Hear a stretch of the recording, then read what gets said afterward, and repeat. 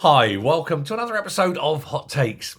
Scottish Mumsnet Group has done some research and it's asked the questions and it's got the answers and it's compiled the data and it's basically released a shocking statement. A dossier of doom, one could call it.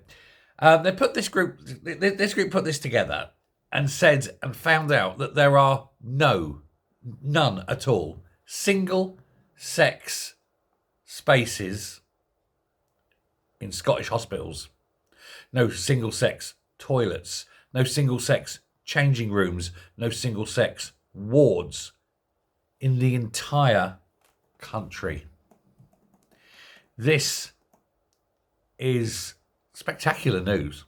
I mean, unbelievably bad. No dignity, no privacy, no safety and security. The chance of being sexually molested, massive. The chance of being, groped or worse by a man in a hospital, through the roof. And of course, it's the men who go to use these facilities particularly that represent the greatest danger. Now, this is shocking.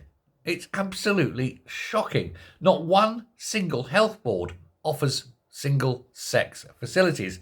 Now, of course, we've got the whole court case in Fife going on still.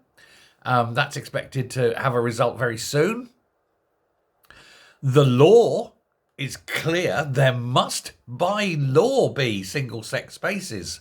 And so NHS Scotland could be facing one hell of a class action. This is massive, by adopting the sort of gender self-identification over reality, they're finding themselves on the wrong side of the law. Now, we've got Sandy Peggy, which is the case I was mentioning. She's suing NHS 5, isn't she, over that weird Dr. Beth Upton, as he likes to call himself. He's a man, biologically, physiologically, biochemically, legally, but he likes to expose himself towards women in women's facilities. Only they're not women's facilities, they're facilities for women and men who want to pretend that they're women.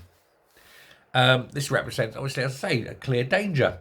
But it has opened up this huge debate all across, not just Scotland, but of course the whole country, really. Because why should public bodies be allowed to breach the law just to pander to a tiny proportion of mentally ill men? Seems weird. Now, the Scottish Government, Police Scotland, NHS, as I mentioned, other quangos, groups, organisations are allowing this to happen in clear violation of statute. The knives are being sharpened. There are going to be court cases. There are going to be class actions. All of a sudden, they're starting to panic, but they don't know how to go about changing it without upsetting the tiny, tiny minority of mentally ill men. Why would you bother? Just say to them, look, if you need help, we've got psychiatrists on hand. Come talk. Who knows?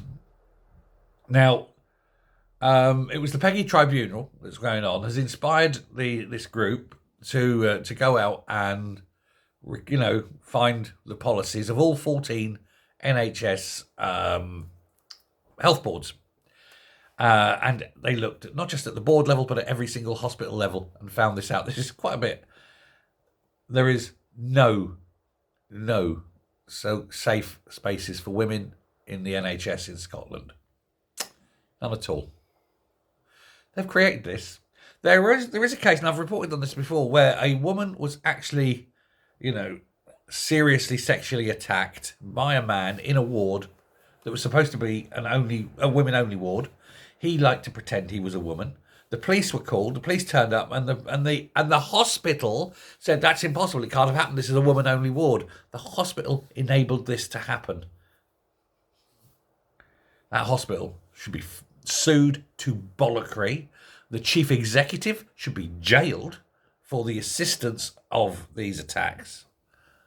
Every senior person should be held responsible. And only that way will women in Scotland be safe. At the moment, they're not. The Scottish Government treats women as animals, commodities. Doesn't matter if they're safe or not. They're not human beings. We won't give them any rights at all. Oh, a man who wants to be a woman. Oh, no, you get everything. You get everything because, hey, you're a man. Women, second class. Scotland, 2025. Good job. Wonderful people, eh? If your mother, daughter, sister, wife, girlfriend goes into hospital in Scotland, just be prepared for the sexual abuse she's likely to get. Let me know what you think. Thanks very much. Goodbye. Stay safe.